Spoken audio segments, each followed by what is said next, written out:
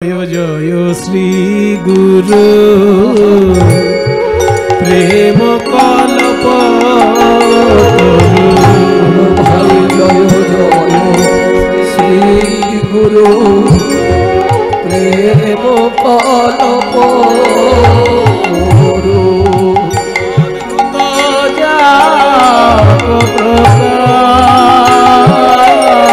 অদ্ভুত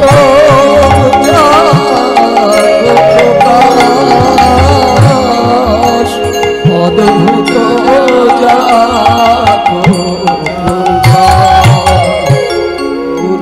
গুরু রূপে এই যে অদ্ভুত প্রকাশ, গুরু রূপে বড় অদ্ভুত প্রকাশ, সেই সচ্চিদানন্দ নন্দনন্দনের গুরু রূপে অদ্ভুত প্রকাশ, সচ্চিদানন্দ নন্দনন্দ হয় গুরু রূপে বড় অদ্ভুত প্রকাশ।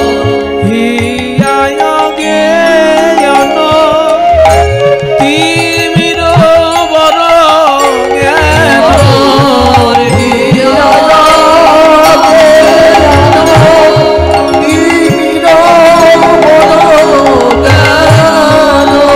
জ্ঞান সুচন্দ্র কিরণে করুণা, সুচন্দ্র কিরণে করুণা, সুচন্দ্র কিরণে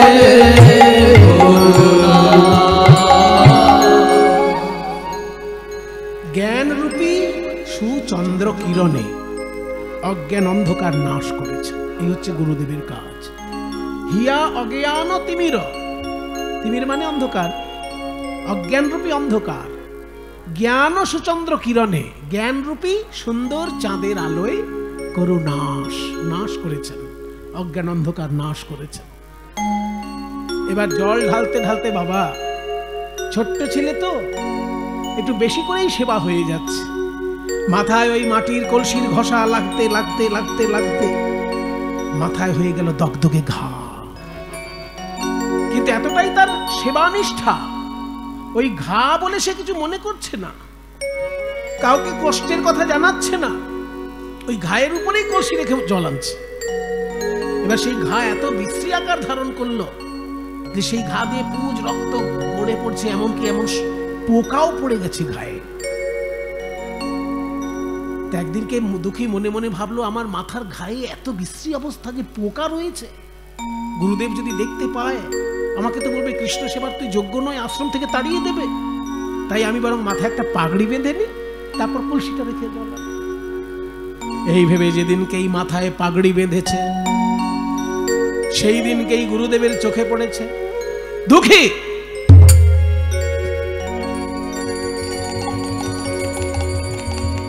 দাঁড়া, শক্ত হয়ে দাঁড়া, মাথায় পাগড়ি বেঁধেছিস কেন? আপনি আমায় বকবেন। বকবো না মানে? আমি তোকে পাগড়ি বাঁধতে বলেছি?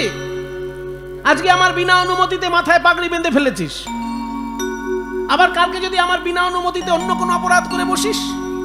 গুরুদেবের মাথায় পাগড়ি নেই আর শিষ্যের মাথায় পাগড়ি, এটা অমর্যাদা হয় না? যদি গুরুর মাথায় পাগড়ি থাকে তবে শিষ্যের মাথায় পাগড়ি শোভা পায়। এই মর্যাদা বোধগুলো মানুষের মধ্যে হারিয়ে যাচ্ছে এখন। গুরুর মাথায় যদি পাগড়ি থাকে তবে শিষ্যের মাথায় পাগড়ি শোভা পাবে।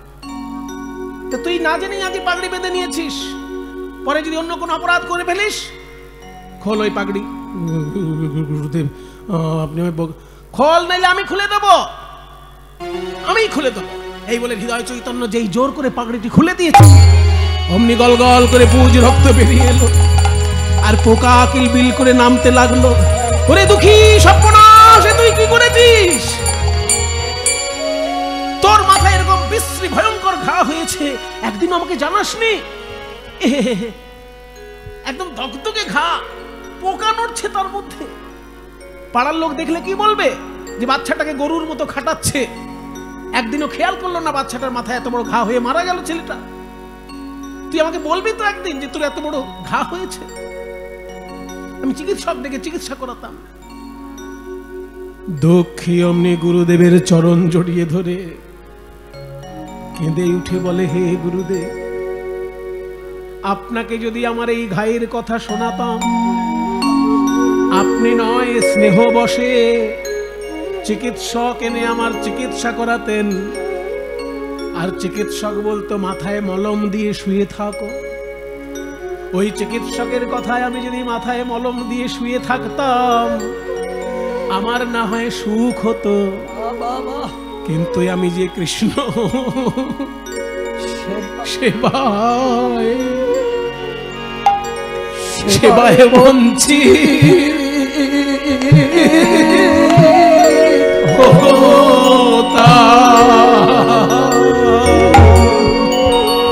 আমি কৃষ্ণ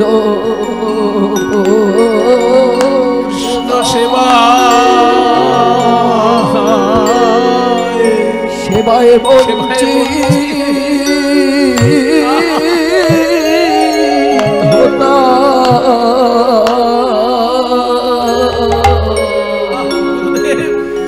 সেবারে জ্বালা দিতে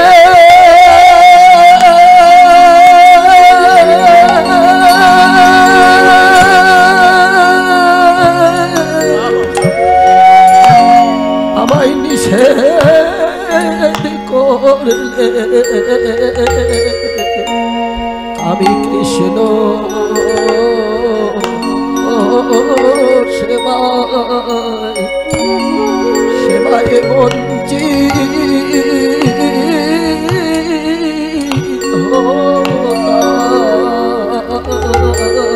সেবার জ্বালানিতে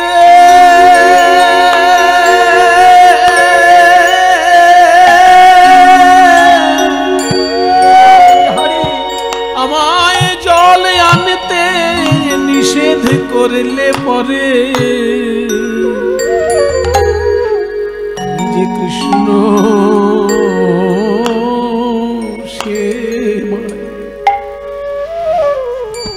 তুই কি বলছিস রে দুঃখী? আমার বাবা আমায় বলেছেন, স্থাবরং লক্ষ বিংশতি নবলক্ষাশ্চ জলজা কৃমিনাং রুদ্র লক্ষাশ্চ দশলক্ষাশ্চ অন্নজা ত্রিংশ লক্ষ পশুনাং চ চতুর্লক্ষাশ্চ মানবঃ। এই নরজন্ম পাবার আগে ৮০ লক্ষ বার অন্যান্য দেহ পেতে হয়, তার মধ্যে ২০ লক্ষ বার গাছপালার জন্ম। স্থাবরং লক্ষ বিংশতি, ২০ লক্ষ গাছপালা হবার সময় আমি আম গাছ হয়েছি, জাম গাছ হয়েছি, কিন্তু মুক্তি পেলাম কবে জানো? যেদিন তুলসী রূপে আমার জন্ম হলো। গোবিন্দ চরণে আমি সেবায় লাগলাম, সেদিন আমি মুক্তি পেলাম। তারপর নবলক্ষাশ্চ জলজা, জলে জন্ম হলো আমার ৯ লক্ষ বার। মাছ হলাম, চিংড়ি হলাম, কাঁকড়া হলাম, কিন্তু মুক্তি পেলাম কবে জানো? যেদিন শঙ্খ রূপে আমার জন্ম হলো। গোবিন্দের আরতি কালে বেজে উঠলাম, সেই দিন আমার জল জন্ম থেকে মুক্তি। তারপরে কৃমিনাং রুদ্র লক্ষাশ্চ, পোকামাকড়ের জন্ম হলো ১১ লক্ষ বার। যেদিন আমি মৌমাছি হয়ে ফুল থেকে মধু সংগ্রহ করে মৌচাকে রাখলাম, গোবিন্দের সেবায় লাগলো, সেদিন আমি কীট জন্ম থেকে মুক্তি পেলাম। তারপর ১০ লক্ষাশ্চ অন্ডজা, ডিমের মধ্যে আমার ১০ লক্ষ বার জন্ম হলো। কত রকমের সরীসৃপ হলাম, কত রকমের পাখি হলাম, মুক্তি পেলাম কবে জানো? যেদিনকে আমি ময়ূর কুলে জন্ম পেলাম, আবার পালক দিয়ে গোবিন্দের চূড়া তৈরি হলো, সেই দিন আমার পক্ষী জন্ম থেকে মুক্তি হলো। তারপর পশু জন্ম হলো ৩০ লক্ষ বার। বাঘ, সিংহ, হাতি, ঘোড়া, কুকুর, বিড়াল অনেক রকমের পশু হতে হতে যেদিনকে ধেনুকুলে আমার জন্ম হলো, হারি পশুদের মধ্যে সব থেকে ভাগ্যবান কে বাবা? সব থেকে শক্তিশালী হাতি হতে পারে, কিন্তু সব থেকে ভাগ্যবান কে? ধেনু। ধেনুকুলে জন্মটা ভাগ্যের ব্যাপার, কারণ একমাত্র গরুর দুধের ঘি তৈরি হলে তবে সেই ঘিতে যোগ্য হয়, অন্য কোনো প্রাণীর ঘি থেকে যোগ্য হয় না। আর বিজ্ঞানীগণ বলেন বিশ্ব ব্রহ্মাণ্ডে যত রকমের খাবার আছে তার মধ্যে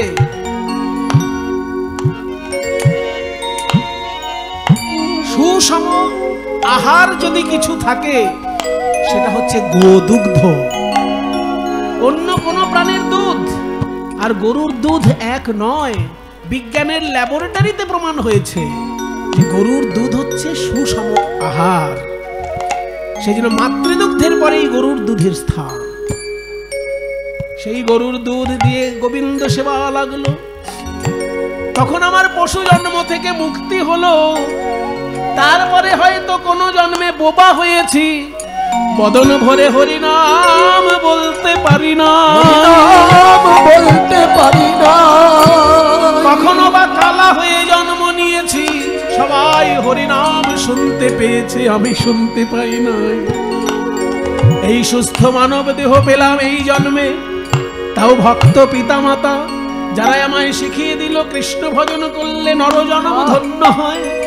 সেই রকম ভাগ্যবান পিতা পেয়ে আর আপনার মতো করুণাময় গুরু পেয়ে, যিনি আমার জাতের খবর নিলেন না, আমার পড়াশোনার খবর নিলেন না, আমাকে কৃষ্ণ সেবায় যুক্ত করে দিলেন। এত ভাগ্য পেয়ে কৃষ্ণ সেবা করতে এসে চিকিৎসার নাম করে আমি যদি শুয়ে থাকি, আমার নর জনম বিফল, জনম বিফল হতো যদি আমি কৃষ্ণ সেবায় সেবায় বঞ্চিত হতাম। আমার জনম জনম বিফল হলো কৃষ্ণ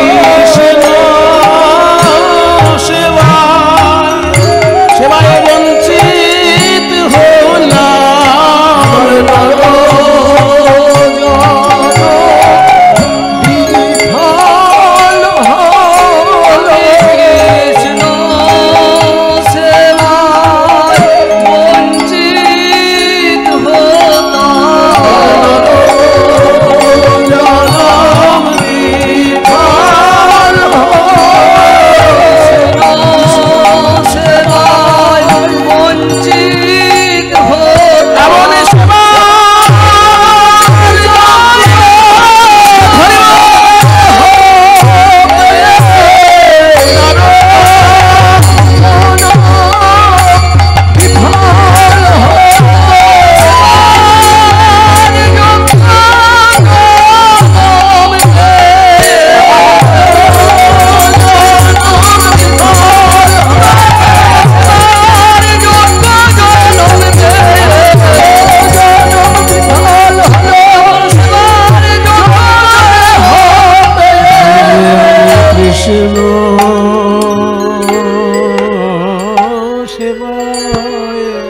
সেবায় বঞ্চিত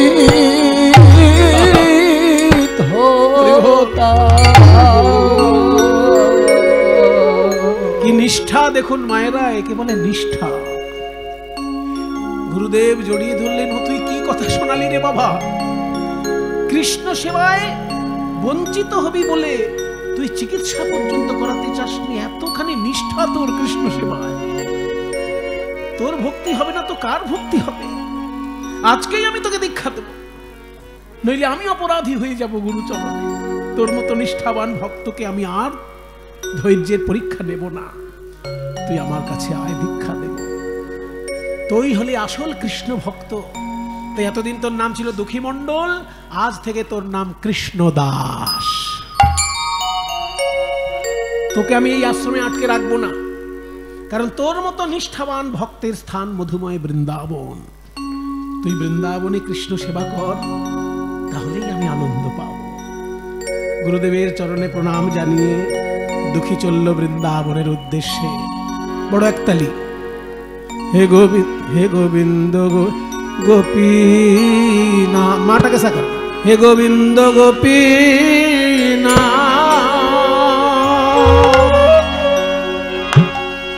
গোপীনাথ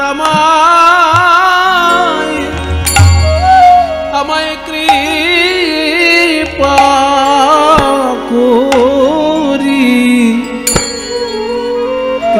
করি আমায় রাখো,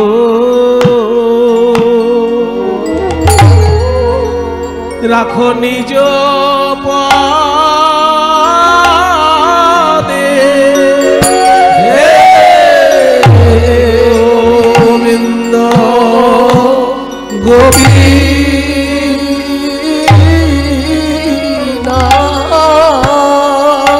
গোপীনাথ আমায় কৃপা করি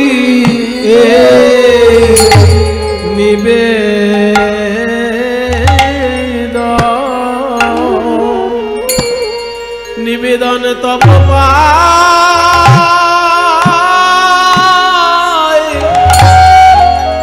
যেন আমায় চরণ ছাড়া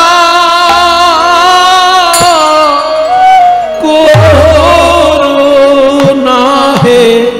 আমি ওই চরণে শরণ নীলায় চরণ ছাড়া করুণা হে। ওই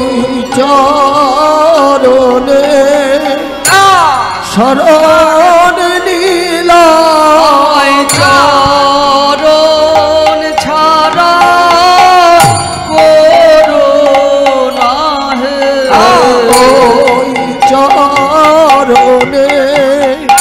শরণ নীলায়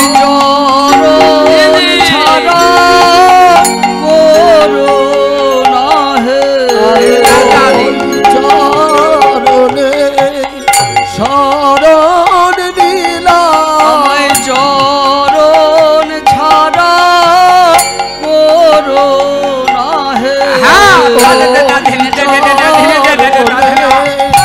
শরণ নীলায় চরণ ছাড়া করুণা হে। চরণে শরণ নীলায় চরণ ছাড়া করুণা হে। আমি জন্মের মতো বিকাইলাম ওই চরণে শরণ নীলাম। জন্মের মতো বিকাইলাম ওই চরণে শরণ নীলাম। জন্মের মতো বিকাইলাম ওই চরণে শরণ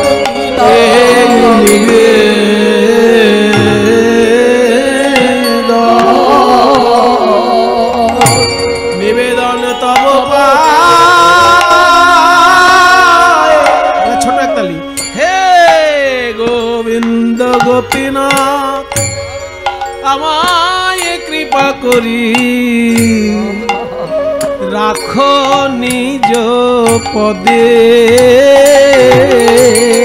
হে গোবিন্দ গোপীনাথ আমায় কৃপা করি রাখো নিজ পদে। বলিল ভোহ ছয় জনে আমায় লইয়া ফিরে নানা স্থানে। ওই লোভমোহ ছয় জনে গোপীনাথ হে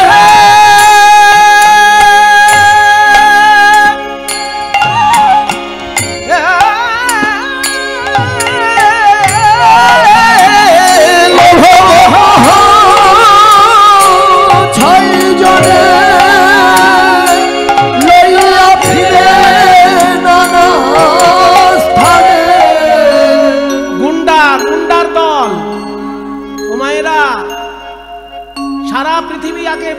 বাঙালিকে শ্রদ্ধা করত বাঙালির মধ্যে উচ্চশিক্ষিত মানুষ বেশি ছিল বলে। আর এখন কিন্তু মাঝে মাঝে বাঙালিকে সন্দেহ করছে পৃথিবীর লোক, কারণ গুন্ডার দল বেড়ে গেছে। সাবধান, গুন্ডার দল বেড়ে গেছে বাঙালির মধ্যে। ওই জন্য পৃথিবীর লোক এখন বাঙালি শুনলেই কিন্তু একটু একটু ভয় পাচ্ছে, সন্দেহ করছে। তা গুন্ডাকে কে না ভয় পায়, কে না ঘেন্না করে? তেমনি ভক্তি জগতে 6টি গুন্ডা আছে। সেই 6 জনের নাম হচ্ছে কাম, ক্রোধ, লোভ, মোহ, মদ, মাৎসর্য। আমি তোমার চরণে যাচ্ছি বলে 6 জন আমাকে গলায় দড়ি বেঁধে টানছে উল্টো দিকে। সেই 6 জন কারা? কাম, ক্রোধ, লোভ, মোহ, মদ, মাৎসর্য। সেটা নরোত্তম দাস বলছেন দুটো নামে, লোভ মোহ, এই দুটোই আমাদেরকে বেশি ক্ষতি করে। লোভ মোহ 6 জনে তারা লইয়া ফিরে নানা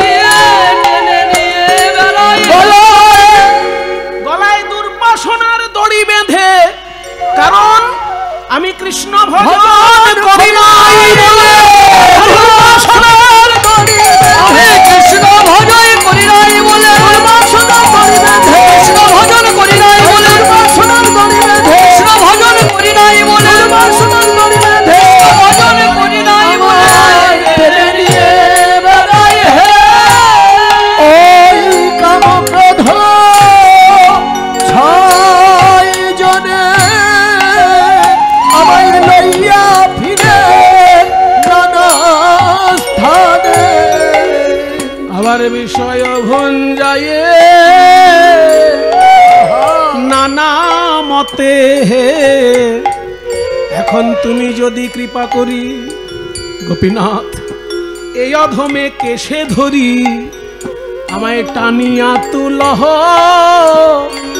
ব্রজধামে।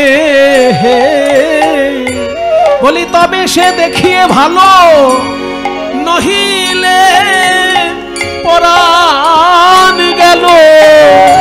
ওই তবে সে দেখিয়ে ভালো, নহিলে পরাণ গেল। কথা কহিতেছে দাস নরোত্তম হে, কথা কহিতেছে দাস নরোত্তম হে, কথা কহিতেছে দাস নরোত্তম।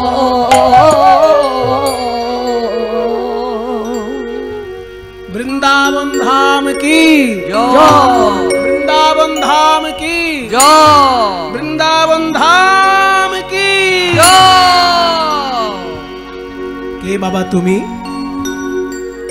আমার নাম দুঃখী কৃষ্ণ দাস।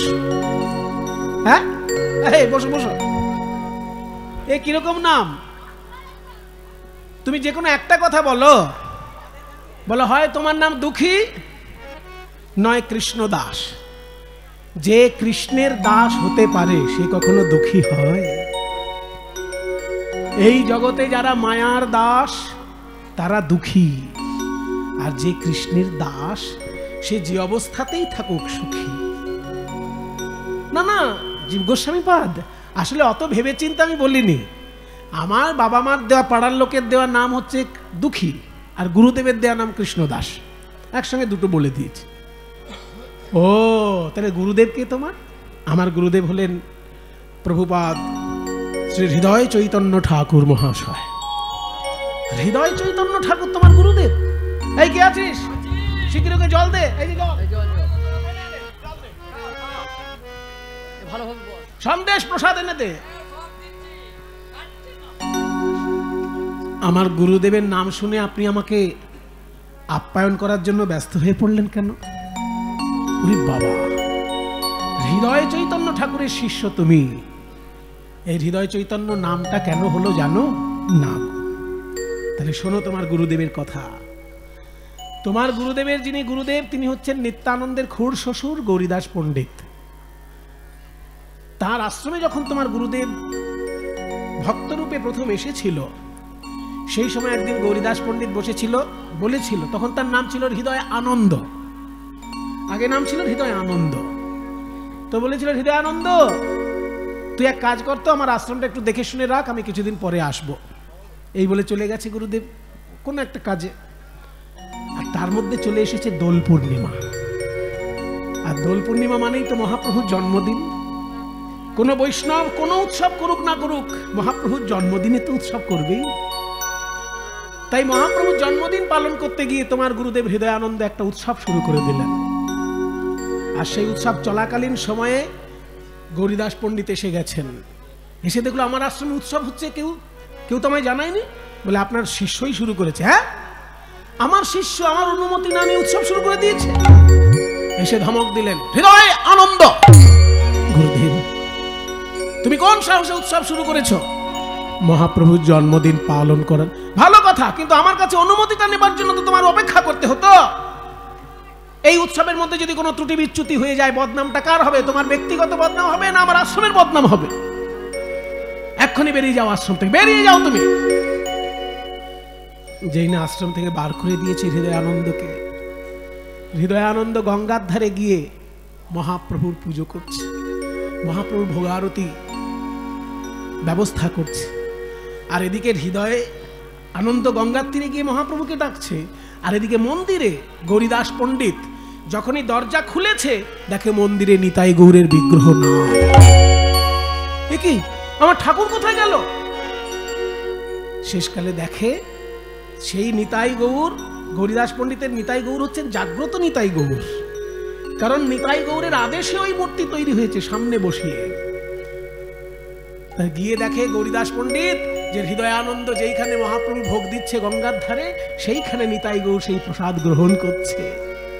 এই দৃশ্য দর্শন করে আর সহ্য করতে না পেরে তখন বুকে জড়িয়ে ধরে বললেন, ওরে তোর হৃদয় মাঝে আমার নিতাই গৌরকে আমি নৃত্য করতে দেখেছি, তাই এতদিন তোর নাম ছিল হৃদয় আনন্দ, তোর হৃদয়ে চৈতন্য দেব নৃত্য করেছেন, তাই আজ থেকে তোর নাম হৃদয় চৈতন্য।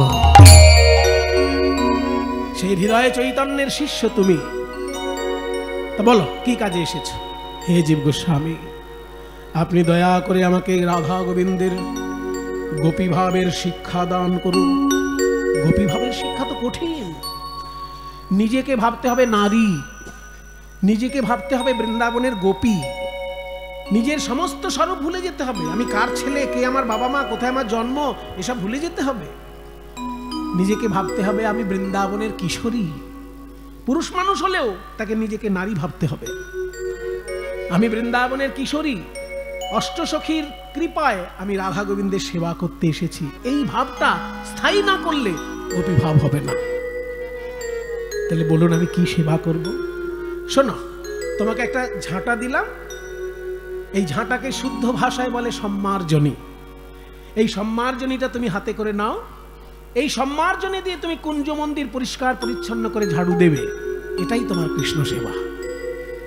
এইবার ওই ঝাঁটাটিকে একবার মাথায় ঠেকায়, একবার বুকে ধরে, বলে, ওরে সম্মার্জনী, তোর ভাগ্যের বলিহারিয়াই, তুই আমার রাধা গোবিন্দের চরণ ধুলায় নিত্য নিত্য স্নান করিস, আমায় কৃপা কর যেন আমি সেবা করতে পারি।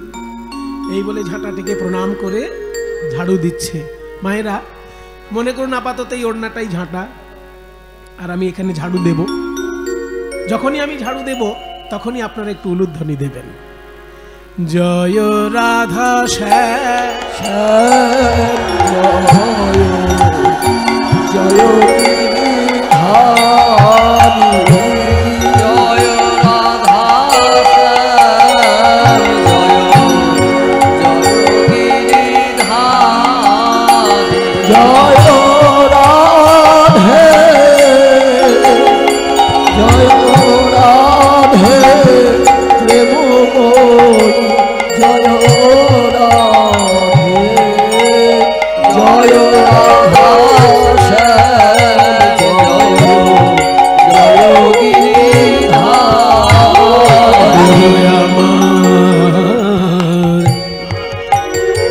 लोचन आनंद धाम गुरु আমার लोचन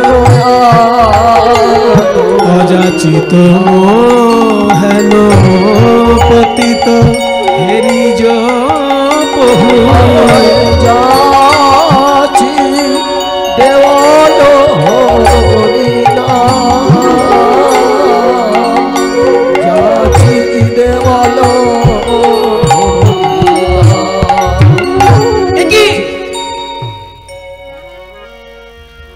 এত সুন্দর একটা নূপুর কা দেখলো সুন্দর একটি সোনার নূপুর পড়ে আছে কুঞ্জবনে, চারিদিকে হিরে দিয়ে বাঁধানো, হিরে ঝলমল করছে চারিদিকে, সোনার নূপুর। এত সুন্দর নূপুর কার? যাক বাবা, যারই হোক, আমার অত কি দরকার। আমি এসেছি জীব গোস্বামীর আদেশে ঝাড়ু দিতে। এখানে কত রাজকন্যা আসে রাধা গোবিন্দকে প্রণাম করতে, তাদের কারোর হয়তো নূপুর হবে। আমি একটা জীব গোস্বামীকে জমা দিয়ে দেব, যার নূপুর সে ওনার কাছ থেকে নিয়ে যাবে। এই বলে যখন এই নূপুরটিকে স্পর্শ করেছে, অমনে সর্বঙ্গ থরথর করে কাঁপতে লাগলো, দুই নয়নের অশ্রুধারায় অঙ্গ ভেসে যেতে লাগলো, মুখে কৃষ্ণ নাম। কি আমার সারা গা কাঁপছে কেন? আমার মুখে কৃষ্ণ নাম এলো কেন? কার এই নূপুর, যে নূপুরটা ছোঁয়ার সঙ্গে সঙ্গে আমার মুখে কৃষ্ণ নাম, আমার চোখে জল এলো। যাক বাবা, নূপুরটাকে আমি লুকিয়ে রাখি, জীব গোস্বামীকে দিতে হবে। আবার ঝাড়ু দিচ্ছেন, জয় রাধা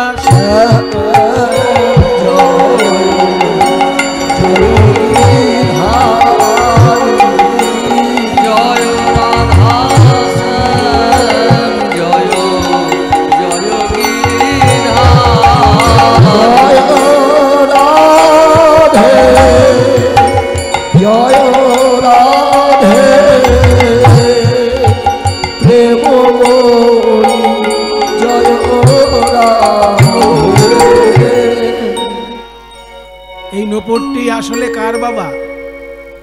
এই নূপুরটি স্বয়ং রাধা রানীর। আগের দিন রাতের বেলায় গভীর রাতে রাস হয়েছে, আর রাধা রানী রাসলীলায় নৃত্য করে যখন বাড়িতে গিয়েছেন, মানে রাধাকৃষ্ণের লীলা তো রোজই বৃন্দাবনে হয়, আমাদের চোখে ধরা পড়ে না। তো রাস করে রাধা রানী চলে গিয়েছেন ঘরে।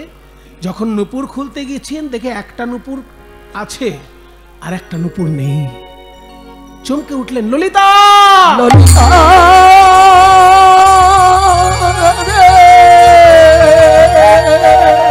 সর্বনাশ, এই দেখ আমার একটা পায়ের নূপুর হারিয়ে গেছে। এই নূপুর নিশ্চয়ই আমি ওই কুঞ্জবনে ফেলে এসেছি। যা সখী, একবার গিয়ে দেখে আয় না, কেউ পেলো কিনা কুড়িয়ে। তুই এরকম ভাবে নূপুর হারাবি আর আমাকেই পাঠাবি? আমাকে যদি কেউ চিনে না? আরে চিনে না, তুই সাধারণ ব্রজবাসীর রূপ ধরে যা। ললিতা তখন সাধারণ ব্রজবাসীর রূপ ধারণ করে কুঞ্জবনে এসে দেখছে ঝাড়ু দিচ্ছে কৃষ্ণদাস, ঝাড়ু দিচ্ছে কৃষ্ণদাস। তখন কৃষ্ণদাস ঝাড়ু দিচ্ছে দেখে ভাবলো যে একে তো কথা বলতে হবে, আমি ব্রজবাসী এসেছি, ললিতা সখী বললে তো হবে না। ও বাবাজি, কে কে? नारी कंठ, क्या आपने? मैं वृंदावन की एक लड़की हूं, मामूली एक लड़की हूं। आपको एक नूपुर मिला है ना, वो नूपुर मुझे दे दीजिए बाबा जी। नूपुर का नूपुर? हाँ मेरा ही समझ लीजिए। তোমার তো তোমার যদি এই নূপুর হয় তাহলে তোমার দুটো পায়ে নূপুর আছে কি করে? আই রে, তখন ললিতা हाँ हाँ, जब पकड़ गई हो तब अपने पैर छिपा रही हो। जिसका ये नूपुर है, अगर उसी को मेरे सामने लाकर दिखा सकती हो तभी ये नूपुर तुम्हें मिलेगा। যার এই নূপুর তাকে যদি একবার এনে দেখাতে পারো তবেই এই নূপুর তুমি পাবে। ললিতা দেখলো এই বাবাজিকে কথায় ভুলানো যাবে না, ছুটে চললো রাধে রাধে। সর্বনাশ হয়েছে, এক বাবাজি তোর নূপুর কুড়িয়ে পেয়েছে বৃন্দাবন কুঞ্জবন ঝাড়ু দিতে গিয়ে। আমি বললাম আমার নুপুর দিয়ে দাও, বলে তোমার পায়ে তো নুপুর আছে, এটা আবার তাহলে তোমার কি করে হয়? উরি বাপরে, কত কথা বলে বাবাজি। তুই চল রাধে, তোকে না দেখলে নুপুর দেবে না বলেছে। তোর পায়ে তো একটা নুপুর আছে আর একটা পা খালি আছে, তুই চল। আমি যাব? হ্যাঁ, এখন আমি যাব বললে হবে? আমি যেমন সাধারণ ব্রজবাসিনী রূপে গেছি, তুইও আমার সঙ্গে ছদ্মবেশে চল। চল। ললিতারে সঙ্গে করি রাধা রানী চলে, ললিতার সঙ্গ করি বিনোদিনী চলে, ললিতার সঙ্গে বিনোদিনী চলে। ওই যাইতে যাইতে ধরি কৃষ্ণ কথা বলে, যাইতে যাইতে ধরি কৃষ্ণ কথা বলে। ললিতার আড়ালে দাঁড়িয়ে রাধারানী দেখছেন, আপন মনে ঝাড়ু দিচ্ছে কৃষ্ণদাস। ললিতার আড়ালে দাঁড়িয়ে রাধারানী বলছে, ও ললিতা, ওই দেখ আমরা দুজন সুন্দরী রমণী দাঁড়িয়ে আছি, কিন্তু বাবাজির কোনো ভ্রুক্ষেপ নেই। ওই দেখ কৃষ্ণ সেবায় কত আনন্দ।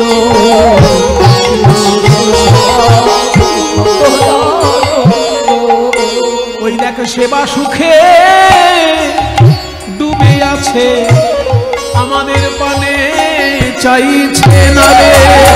সেবা সুখে ডুবে আছে, আমাদের পানে চাইছে না রে। ওই সেবা সুখে ডুবে আছে, কৃষ্ণ সেবায় কত আনন্দ। ঠিক আছে, ওই কথা পরে হবে, তুই আগে নুপুরটা চা। বাবাজি কে? আবার এক নারী কণ্ঠ।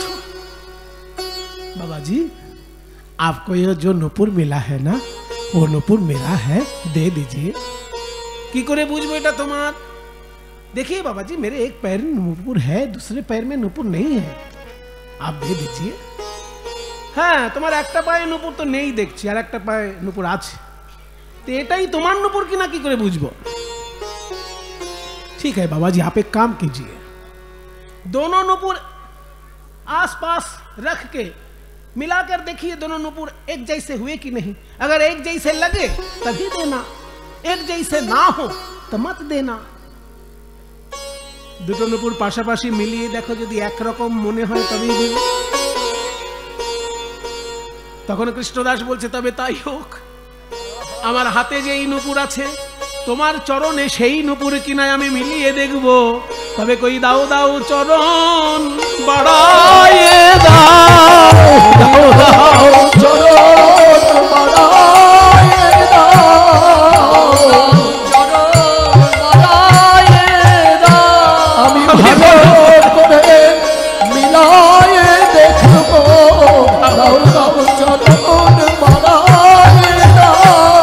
আমি ভালো করে মিলায়ে দেখব, যার নুপুর এমন তার চরণ কেমন। ভালো করে তার চরণ কেমন, ভালো করে মিলায়ে দেখব, তার চরণ কেমন। দাও দাও চরণ বাড়ায়ে দাও। কিরে ললিতা, বাবাজি বলছে এখন আমার চরণ এগিয়ে দিতে হবে, দে এগিয়ে। তুই তো নিজেই বলে ফাঁসলি, তুই বললি নুপুর মিলিয়ে নাও, তাহলে নুপুর মিলাতে গেলে তোর পায়ের নুপুরটা তোকে দিতে হবে, তো খুলে দেওয়া আবার খুলে পড়া, তার থেকে নুপুর সমেত চরণটা এগিয়ে দে। এইবার নুপুর সমেত চরণটি যেই এগিয়ে দিয়েছে, কৃষ্ণদাস দুটি নুপুর পাশাপাশি মিলিয়ে দেখছে, হাতের নুপুরে যেমন নকশা, চরণের নুপুরেও তেমন নকশা। হাতের নুপুরে যেমন কারুকার্য, চরণ নুপুরে তেমনই কারুকার্য। বাহ বাবাজি, अब तो दे दीजिए। বলে হ্যাঁ, নুপুর দুটো এক, সেটা প্রমাণ হয়েছে, কিন্তু এই নুপুর ওই চরণের নুপুর কিনা সেটা তো এখনো প্রমাণ হয়নি। আপ क्या बोलना चाहते हैं बाबाजी? না দেখো, এমনও তো হতে পারে যার নুপুর সে বাড়িতে ঘুমিয়ে পড়েছে, এবার তার পা থেকে একটা নুপুর খুলে নিয়ে তুমি তোমার নিজের পায়ে পরে চলে আসতে পারো এখানে। এবার যার নুপুর সে হয়তো ঘুমিয়ে আছে, জানে না তার নুপুর হারিয়ে গেছে, সেই মেয়েটি যদি আসে আবার, आप क्या बोलना चाहते हैं बाबा जी? मेरा ही नुपुर है। आप कैसे प्रमाण कर सकते कि मेरा नुपुर नहीं है? मैं तो दावा कर रहा हूं कि नुपुर मेरा ही है। আমি দাবি করছি যে নুপুরটি আমার। এবার আপনি প্রমাণ করুন দেখি নুপুরটি আমার নয়। উল্টো দিক দিয়ে ধরেছে। কৃষ্ণদাস বলছে সে প্রমাণ আমি এখনই করে দিতে পারি। কিভাবে? মায়েরা খেয়াল করুন, ভক্ত হতে গেলেও কত বুদ্ধিমান হতে হয়। সমস্ত কুঞ্জ মন্দির ঝাড়ু দিয়েছে, কিন্তু যেই জায়গাটায় নুপুর কুড়িয়ে পেয়েছে ওই জায়গাটা গোল দাগ দিয়ে রেখেছে, ঝাড়ু দেয়নি। কারণ যে চরণের নুপুর সেই চরণের চিহ্ন ওই কুঞ্জের মাটির ধুলোতে পরিষ্কার দেখা যাচ্ছে। তাহলে এই যে চরণের চিহ্নটি আছে নুপুর যেখানে কুড়িয়ে পেয়েছি, এই চরণের চিহ্ন যদি তোমার ওই খালি পায়ের তলে, ওই পদতলে যদি থাকে, তবে জানবো এই চরণ আর ওই চরণ এক। বলে তাহলে চরণ চিহ্ন আমায় দর্শন করাও। কিরে ললিতা, এই দুদিনের বাবাজি কি বলে কি আমার চরণ চিহ্ন দেখবে বলছে? রাধে, তুই যত বিলম্ব করবি নুপুর পেতে তত বিলম্ব হবে। বলছি যখন দেখিয়ে দে তোর চরণ চিহ্ন, তোরই তো নুপুর। ঠিক আছে বাবাজি, আমি চরণটি কাত করে দেখাচ্ছি, তুমি দেখে নাও। এবার চরণটি কাত করে কৃষ্ণদাসকে চিহ্ন দেখাচ্ছে। কৃষ্ণদাস এই মাটিতে একবার দেখছে আর চরণ তলে দেখছে রাধারানীর চরণ চিহ্ন। সবাই একটু হাত জোড় করুন। ওম রাধিকায় নমঃ। ওম ছত্রারি ধ্বজ বল্লি পুষ্প বলয়া পদ্মোধ্বরেখাঙ্কুশাম अर्धेन्दुञ्च यवञ्च वाममनुया शक्तिं गदां स्यन्दनं वेदी कुण्डलमाक्ष्य पार्वतदरं धत्वेन्वसव्यं पदं तां राधां चिरमुनविंशति महा लक्ष्म्यार्चितां ह्रीं भजे। नमो राधिकायै। রাধারানীর দুটি চরণ, বাম চরণের নুপুর হারিয়েছে, আর বাঁ পায়ের তলে যে চিহ্নগুলো সেগুলো বর্ণনা করেছেন বিশ্বনাথ চক্রবর্তী পাল রূপ ও চিন্তামণি গ্রন্থে। ছত্রারি ধ্বজবল্লী পুষ্পয়াম, 11টি চিহ্ন বাম পদতলে। ছত্র মানে ছাতা চিহ্ন, অরি মানে চক্র, অরি মানে কিন্তু শত্রু, সেটা বানানো হচ্ছে অরয় হস্যি, আর অরয় দীর্ঘি অরি মানে চক্র। কেন? অর মানে হচ্ছে স্পোক, স্পোক আছে যার, অর্থাৎ অরি চক্র। ছত্রারি মানে ছাতা এবং চক্র। ধ্বজ মানে পতাকা, বল্লী মানে লতা, পুষ্প ফুলের চিহ্ন, বলয়ান একটি বলয় চিহ্ন, পদ্ম পদ্ম ফুলের চিহ্ন, ঊর্ধ্বরেখা একটি ঊর্ধ্বরেখা চিহ্ন, অঙ্কুশান হাতি তাড়ানো যে লাঠি সেই অঙ্কুশ চিহ্ন, অর্ধেন্দু অর্ধচন্দ্র এবং ইয়াবাঞ্চ মানে জব চিহ্ন। এই 11টি চিহ্ন বাম পদতলে রয়েছে। আর দক্ষিণ পদতলে শক্তিং গদাং স্যন্দনম, শক্তি চিহ্ন। শক্তি হচ্ছে একটা অস্ত্র, ব্রহ্মার হাতে থাকে। গদা বিষ্ণুর হাতে থাকে। স্যন্দনম মানে রথ, যে রথে করে যমরাজ আমাদেরকে স্বর্গে নিয়ে যায়, সেই রথ চিহ্ন রাধারানীর পদতলে। বেদী একটি বেদী চিহ্ন, কুণ্ডল কানের কুণ্ডল চিহ্ন, মৎস্য মাছের চিহ্ন, পর্বত পর্বত চিহ্ন এবং দরং মানে ঝর্ণা চিহ্ন। 11টি বাম পদতলে, 8টি দক্ষিণ পদতলে, মোট 19টি চিহ্ন যেন 19টি মহালক্ষ্মী রূপে রাধারানীর চরণতলে বিরাজ করছে। মহালক্ষ্ম্যার্চিতাং হ্রিং ভজে। যখনই এই পুঙ্খানুপুঙ্খভাবে চিহ্নগুলো মিলে গেল, অমনি কৃষ্ণদাস বিলম্ব না করে দুটি চরণ জড়িয়ে ধরে কেঁদে উঠল। কৃপা করে যদি দেখা দিলে তবে দেখাও তোমার স্বরূপ, দেখাও তোমার স্বরূপ দেখাও। করে যদি এসেছ হে ওহে দয়াময়ী, কৃপা হে দয়াময়ী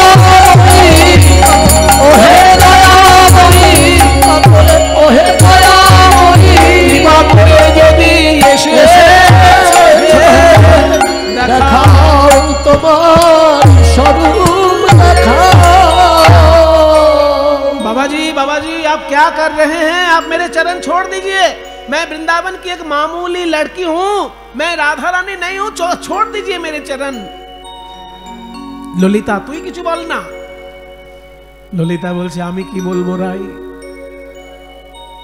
ও জীব গোস্বামীর শিষ্য, শিক্ষা শিষ্য আর হৃদয় চৈতন্যের দীক্ষা শিষ্য, সমস্ত শাস্ত্র জেনে ফেলেছে, তোর চরণে কি কি চিহ্ন তাও জেনে ফেলেছে, তাই তোকেও চিনে ফেলেছে। আমি বাধা দিয়েও কোনো কাজ হবে না, তুই কৃপা করে ওকে একবার নিজ রূপটি দেখা রাধে। বাবাজি আমার রূপ না দেখলে তুমি আমায় নূপুর দেবে না বলছো? তাহলে চোখটা একবার বন্ধ করো, আমি কৃপা স্পর্শ দিই তোমায়। যেই চোখ বন্ধ করে বসেছে অমনি রাধা রানী কৃপা স্পর্শ দিলেন তার শিরে। এইবার নয়ন উন্মিলিত করে কৃষ্ণদাস দেখে আর সেই নারী মূর্তি নাই, যেন সোনার প্রতিমা দাঁড়িয়ে রয়েছে। তপ্ত কাঞ্চন গৌরাঙ্গী রাধে বৃন্দাবনেশ্বরী সভা সুতে দেবী হরি।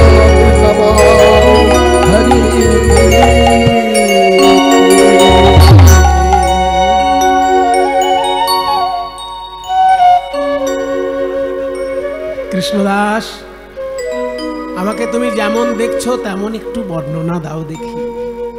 কৃষ্ণদাস বলে আমি কি তোমার রূপের বর্ণনা দিতে পারি?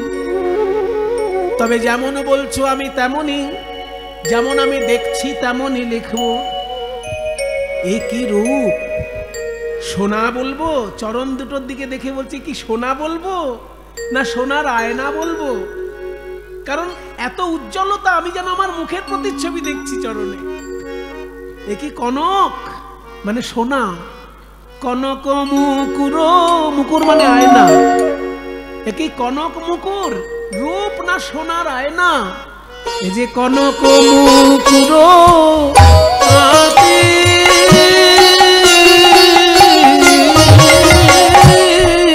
ধনী আমার কনক মুকুর, কনক মুকুর, কনক মুকুর কাতি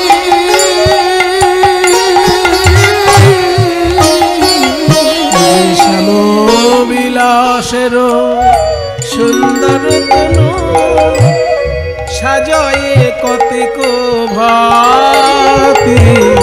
শ্যাম বিলাসের সুন্দর তনু সাজয়ে কতেক ভাতি। আমার সিঁদুরটা দেখ, আমার কাজলটা দেখ, সিথায় সিঁদুর নয়নে কাজর, ওই সিথায় সিঁদুর নয়নে কাজর, আমার কপালে চন্দন রেখা, অরুণের করে নব জলধার, নবীন চাঁদের দেখা। ও মায়েরা, এই যে গানটা শুনছেন না, এই গান স্বয়ং ওনার লেখা। যিনি এই রূপ দেখেছেন সেই দুঃখী কৃষ্ণদাসের লেখা এটা। বলছে অরুণের কোলে নবজলধর, নবীন চাঁদের দেখা, চোখের কাজল, সিঁদুর আর চন্দন তিনটে দেখে কি মনে হচ্ছে জানো? একসঙ্গে আকাশে যেন সূর্য, চাঁদ আর কালো মেঘ তিনটেই দেখা যাচ্ছে। সিঁদুরটা যেন সূর্য, চন্দনের বিন্দু যেন চাঁদ, আর কাজলটা যেন কালো মেঘ। সূর্য আর চাঁদ আকাশে যদি একসঙ্গে ওঠে বাবা, জ্যোতিষীরা খুব আনন্দিত হন, কারণ ওটা একটা শুভ যোগ। ওই যোগটাকে বলা হয় পুষ্পবন্ত যোগ। যেন পুষ্পজন্ত যোগ লেগেছে, পুষ্পবন্ত এই জগতের মঙ্গল হবে বলে ওই রবি চন্দ্র উদয় হয়েছে। জগতের মঙ্গল হবে বলে রবি চন্দ্রের উদয় হয়েছে, জগতের মঙ্গল হবে বলে পুষ্পবন্ত যোগ লেগেছে। আমার নীল শাড়িটা কেমন লাগছে বল? আমার ওড়নাটা কেমন লাগছে বল? শোনো রাধে, নীল বসন রতন ভূষণ, ওই নীল বসন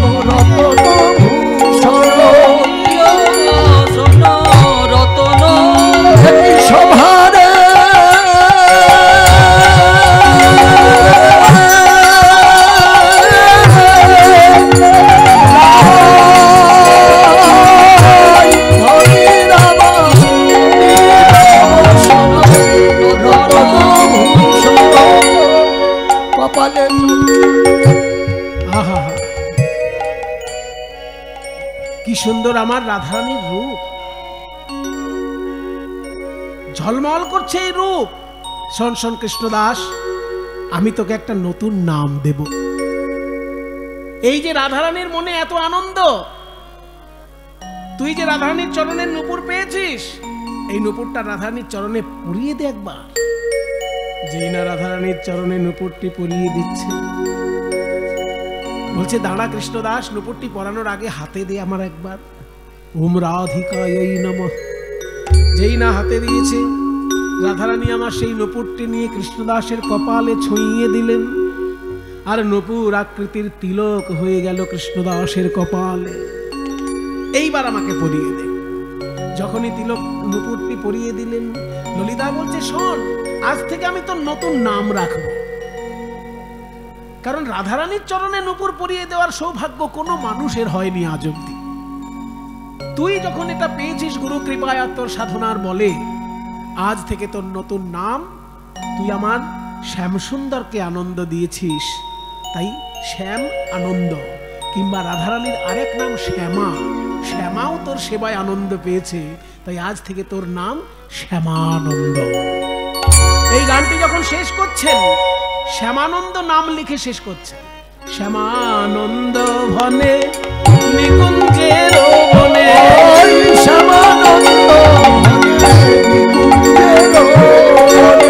কল্পতরুর মূলে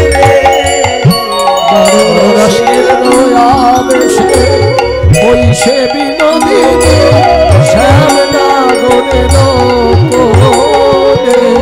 দেখে নয়ন আমার জুড়ায়ে গেল,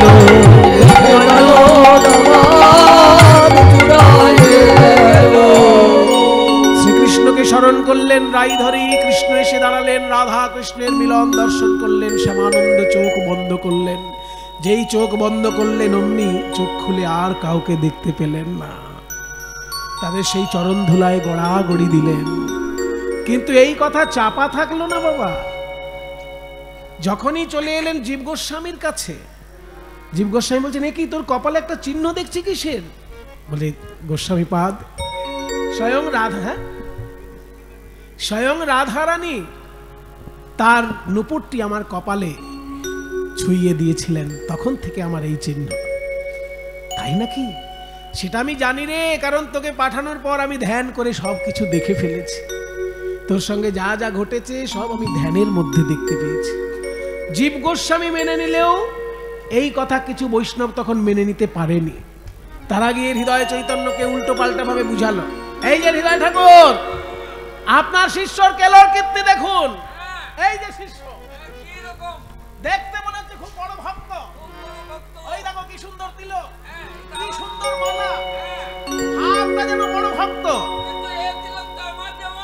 হ্যাঁ, আলাদা, এ তো আলাদা তিলক দেখছি। আপনার তিলকের সঙ্গে তোর তিলক মিলছে না। তাহলে বুঝুন কি কাণ্ড শুরু করেছে। আপনার শিষ্য এই তিলকটা কি করেছে জানেন? বলছে কি রাধারানী নূপুর নাকি ওর কপালে ছুঁয়ে দিয়েছে। মরম দশা। জয়রূপ সনাতন ভট্ট রঘুনাথ, শ্রীজীব গোপাল ভট্ট দাস রঘুনাথ, মানে রেগে গেলে লোকে তাড়াতাড়ি কথা বলে না। 6 গোস্বামী কোনোদিন রাধারানীর নূপুর পেল না।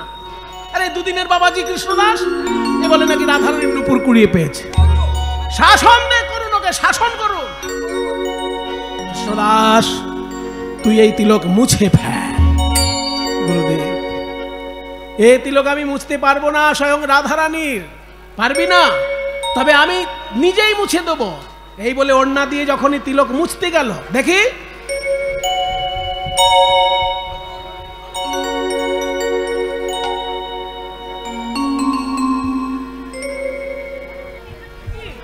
যতই মোছে উজ্জ্বল হয় গো, যতই মোছে উজ্জ্বল হয় গো, যতই মোছে উজ্জ্বল হয় গো, ওই শ্যামানন্দের নূপুর তিলক যতই মোছে উজ্জ্বল হয় গো, শ্যামানন্দের নূপুর তিলক যতই মোছে উজ্জ্বল হয় গো। দুষ্ট নরাধম এমন রাসায়নিক ব্যবহার করেছে, কোনো রাসায়নিক ব্যবহার করেছে, তাই আমি মুছলেও তিলক মুছছে না, তোকে বেত্রাঘাত করব। এই বলে হৃদয় চৈতন্য শুরু করলেন বেত্রাঘাত।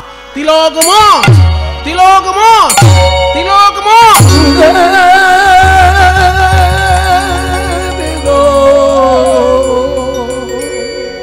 জীব গোস্বামী ছুটে এসে জড়িয়ে ধরেছে। হৃদয় ঠাকুর, আপনি এত মারছেন, ও তো আপনার শিষ্য। বলে হ্যাঁ, শিষ্য মানে কি? শিষ্য মানে হলো যাকে শাসন করা যায়, শাসন করলে যে শাসন মেনে নেয় তাকে বলে শিষ্য। বলে আপনি শাসন নিশ্চয়ই করবেন, কিন্তু ও বেঁচে থাকলে তবে তো শাসন করবেন, যেভাবে মারছেন ও তো মরে যাবে। এখন ছেড়ে দিন, পরে আবার শাসন করবেন। ঠিক আছে, জীব গোস্বামীর জন্য তুই রক্ষা পেলি, পরে ধরলে তোর তিলক আমি মুছিয়ে ছাড়ব।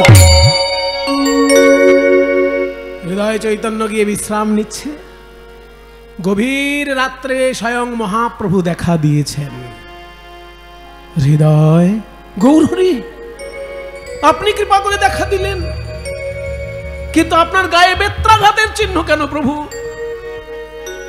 তুমি বেত্রাঘাত করেছো তোমার শিষ্যের অঙ্গে, সেই বেত্রাঘাত আমার গায়ে লেগেছে। গৌরহরি, এ কি করে হলো? আমি তোমার শিষ্যের গায়ে মানলাম। শিষ্য, শিষ্য যদি সত্যিকারের শিষ্য হয়, তার সম্পর্কে শাস্ত্র কি লিখেছে? শিষ্য যদি দীক্ষাকালে শরণাগত হইয়া করে আত্মসমর্পণ, শরণাগত হইয়া করে আত্মসমর্পণ, সেই কালে কৃষ্ণ তারে করে আত্মসম। শিষ্য যদি ঠিক ঠিক আত্মসমর্পণ করে গুরুচরণে, অমনি সেই দেহটা কৃষ্ণের দেহর সঙ্গে একাকার হয়ে যায়। তাই সত্যিকারের শিষ্যকে যদি আঘাত করা হয়, সেই আঘাত গোবিন্দ অঙ্গে গিয়ে লাগবে। আমি বুঝতে পারিনি প্রভু, ক্ষমা করুন। সঙ্গে সঙ্গে ছুটে এলো কৃষ্ণদাসের কাছে। ওরে কৃষ্ণদাস,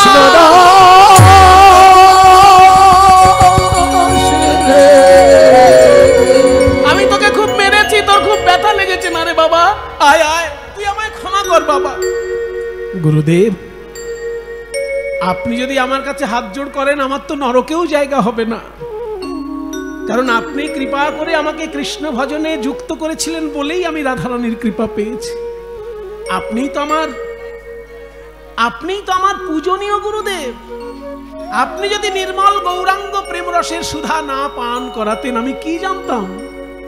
নির্মল গৌর প্রেম রস সিঞ্চনে, নির্মল গৌর প্রেম রস সিঞ্চনে, পুরল সব মনয়াস, পুরল সব মনয়াস, চরণাম্বুজে রতি নাহি হল, চরণাম্বুজে রতি নাহি হল, ভগবত বৈষ্ণব দাস, ভগবত বৈষ্ণব দাস, হরত বৈষ্ণব দাস, হরত বৈষ্ণব দাস, হরত বৈষ্ণব দাস, হরত বৈষ্ণব দাস।